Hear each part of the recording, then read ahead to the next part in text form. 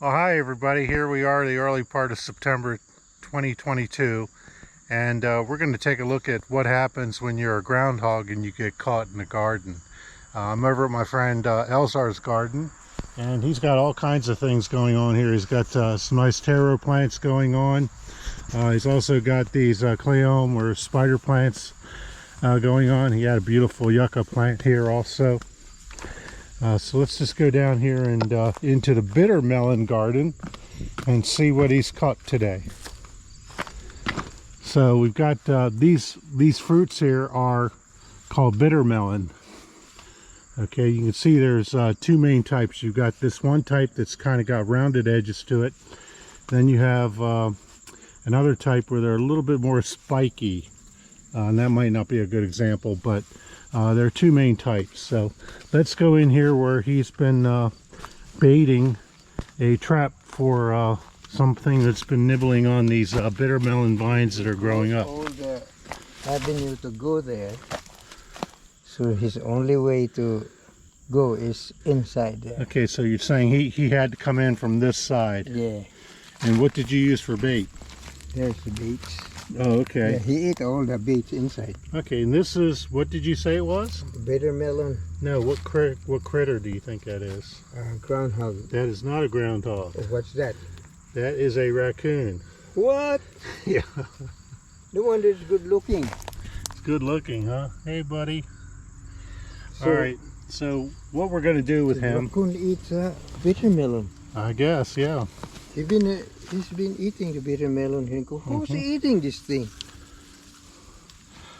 All right, so let's go ahead and take him away. Is it a raccoon, Joe? That's a raccoon, yeah. That's a baby raccoon. Oh, see, there's. He eat all the thing. Oh, so that's the bitter melon bait. Yeah, That, I had three there, but it's gone. So you actually put them in there, and then he came to them. Yeah. Okay. All right, well, let's go ahead and put them up in the car and take them away. Let's go ahead and put them in the car.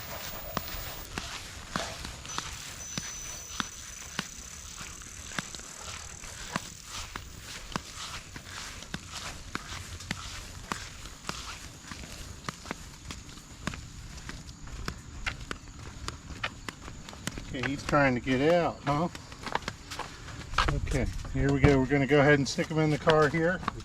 First thing we did was make sure that we put some cardboard down here, because these critters, they can, you know, end up making a little bit of a mess in your vehicle. So you always want to safeguard that. Okay, well, let's go ahead and take them for a little ride now. All right, here we are. We're at about 2 miles away from the property, which is plenty far away, and we're separated by a large lake also. So you can see it's a nice wooded area here, so let's go ahead and get this critter out of the car. How you doing there, buddy? Oh, you're so nervous. Look at you. You'll be okay. All right. All right, let Elizar take that. Get out of here, buddy.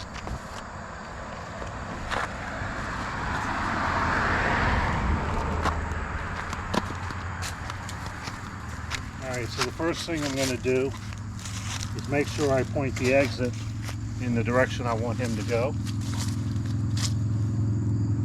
And then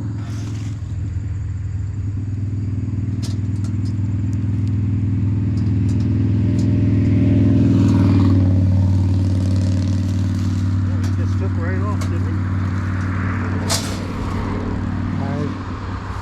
I hope I got it, Joe, but you know that when you opened it, that we run fast. Give him some extra food there. Yeah. Oh, he was so nervous. Yeah. I've never seen the groundhog never get nervous, Joe. Yeah, no, he was nervous. You could tell. You could see the way he was shaking. He was good. Yeah, he was shaking a lot. All right, so good deed done for the day. We got our critter out in the woods here. He should do well. And we'll see you next time.